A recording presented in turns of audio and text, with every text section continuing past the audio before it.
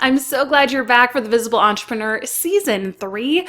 Today, we're going to talk about publicity with my favorite guests. I'm going to ask them, what is your favorite publicity feature and how did you get it? Before we dive in, understand that there's a big difference between visibility and publicity. Publicity is much more strategic to build the knowledge of your name in the online space and for people to trust your credibility. So keep that in mind as we tune in and see what our experts had to say.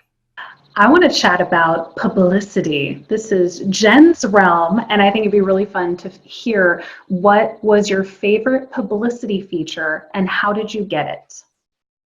Well, I'll talk about a feature for myself, not for clients, because we're getting clients on like Ellen and on the Today Show, and that's a whole other avenue. But my favorite for myself was a feature on Forbes.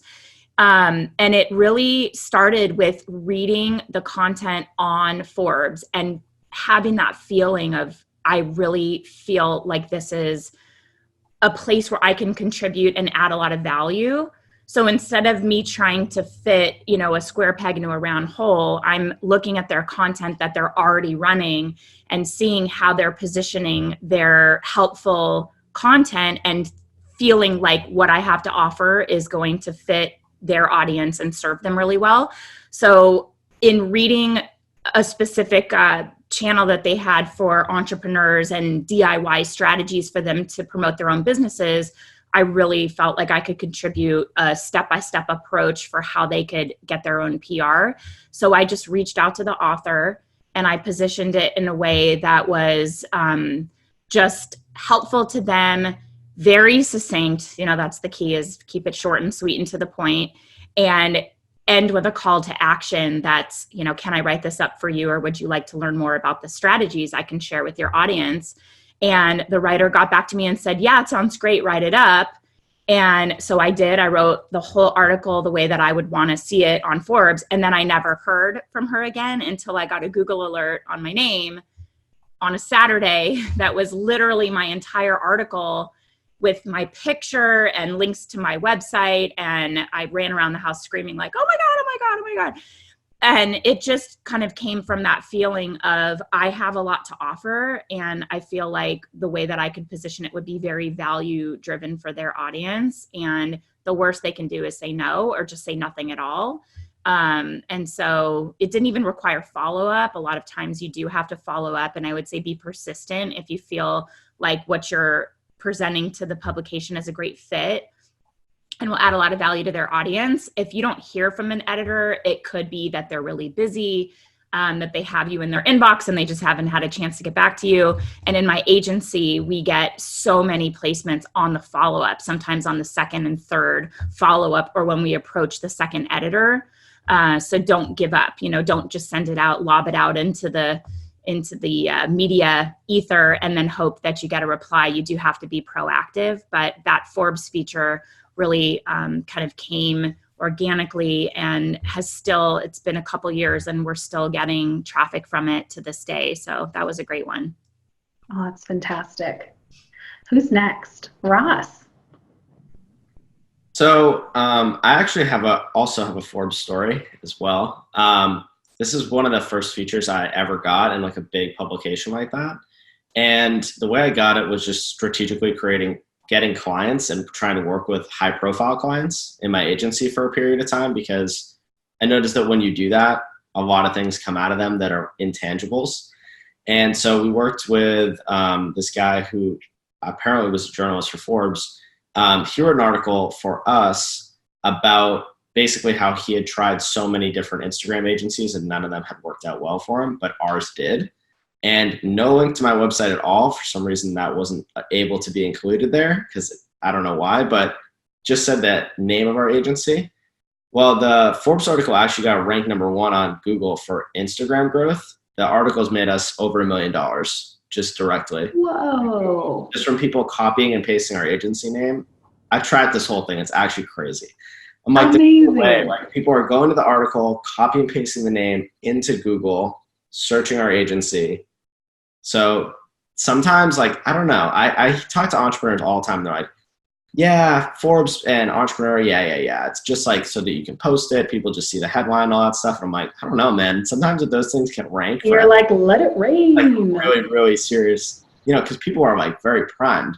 They Yeah. hear you on Forbes, then they go right to your website, and then they buy your stuff. It's like, hey, I heard about you on Forbes. I know you guys are the real deal. It's like Absolutely. kind of a good, it's a really good strategy if you know how to use PR. Oh, that's fantastic. So Emily has to hop off in just a minute, but before she does, I know it sounds really lame, but this way I can grab a screenshot. I need us all to just smile so that if I take a still, it won't look ridiculous. So ready? Okay, fantastic. Emily, do you want to answer this question before you hop off? Yeah, sure. Okay, go ahead. Yeah, so I haven't actually, I need to hire Jen clearly because I don't have a lot of visibility features that I'm like super proud of. I've definitely been featured on Entrepreneur. That was cool. For me, my favorite publicity right now is speaking and has been really paid off really great for me. So I know that's not a cool article, but I just find that being in front of people like that in a new way, like adding that to paid ads and the other things that we do, whatever that is, if it is, being featured on Forbes or if it's speaking, like is definitely pays off to have those different channels that you're gaining that visibility in your business. Absolutely. How about you, Jill? I also have a Forbes story. Yeah. So everyone just loves Forbes. So it's interesting because this year we drastically changed our business. And so our PR efforts are more just to build exposure versus go towards a paid offer because we have none. Our revenue model is fully affiliate for at least 2019. And so we were looking to get people into our quiz. And so I pitched a very, I felt targeted idea, which was how to grow an online or how to start an online business that's right for your personality. Because not everyone is meant to be a coach. Not everyone's meant to have a course. Some people want to do drop shipping or Amazon stores or affiliate marketing or whatever that is, services. And so I wanted a post out there that kind of puts our philosophies on that out there and then drives towards our quiz, which is how to start the right business for your personality, or it was, we're upgrading it. Which is all monetized through affiliate arms going into other people's funnels around the different business models that we mentioned. So my intention was simply to get out there, get our theories and concepts out there, and then to pull people in and get them going through our quiz. So it worked really, really well. I've also had a feature on Inc. and Entrepreneur, and those have been great, but more so from an SEO perspective in that they've given us like a huge backlink boost. And we still get, like, I would say Entrepreneur is one of our highest referral sources. And I think we have like 2 posts up there. One is how to make money selling nothing online, which is all around affiliate marketing and kind of like what we do. And then I think another one was just a mention of me, but I truly believe, Jen, like, if I wasn't already working with an agency, I find PR really time consuming. And I feel like that's what trips entrepreneurs up from wanting to go full on for it, because you're like, damn, I'm going to write all these pitches and do all these follow-ups and build all these relationships. And I also have to do all the things in my business. But I see the power of it, and not just from a link perspective, but an exposure perspective and a credibility perspective, especially if you have high level services or offers, like having that credibility piece, that vouch, is huge for entrepreneurs. Absolutely. Michael, you want to bring us home? Let's do it. I would also say, what Emily had said is speaking for sure.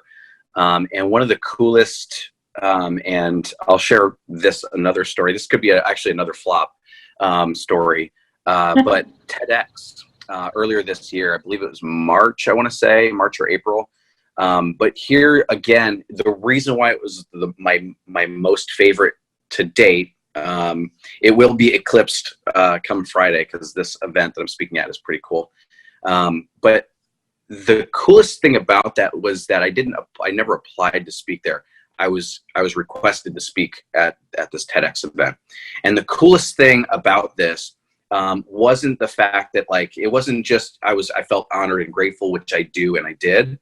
But it was simply because of the kinds of content I was putting out there. I happened to be connected to the organizer. She happened to realize I lived in the area, And when she realized that, she immediately sent me a message to ask if I would take her last spot. And that was really freaking cool for a lot of reasons. But now I get to share that story. It's kind of like, I've got some really cool features in Forbes and all those cool places. And yes, I did do the novice move of just like, I just told people about it, and that was kind of cool. But in this case, it's, as somebody that does a lot of speaking, I love sharing that story because I am the most regular person. I don't have, I'm not crazy tall or crazy handsome or crazy any of these things. I just happen to use what I know and what works for me. I use that, when we talk about visibility, I amplify those types of things so that people can see exactly what they're getting with this random dude. And so I think it's a really cool story that, that says, we can be doing whatever it is that we're doing at whatever level we want to categorize ourselves as, and that can be impactful to people. So I think that's my favorite piece of visibility to date.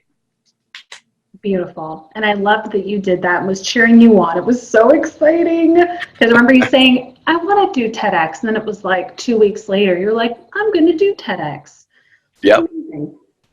Interesting, right? We had a lot of Forbes features. I know for me, I really enjoyed getting featured in the Huffington Post and Medium and BuzzFeed. A lot of cool opportunities. And if this feels a little bit out of reach right now, I don't want you to panic. You can 100% do it. And I have 2 resources for you. The first one is a book that I co-authored with publicist Kristen Marquet called Publicity Jumpstart. And you can grab that on Amazon. Those have tons of great tips where you can get started on your publicity journey yourself. And number 2, I wanted to let you know that I do offer a PR service at Visibility Vixen. So you can check that out at visibilitywixen.com/agency. This is a great way to outsource the publicity of your business with someone who's been there, done that, and can help you start getting featured. All right, let us jump into the next episode.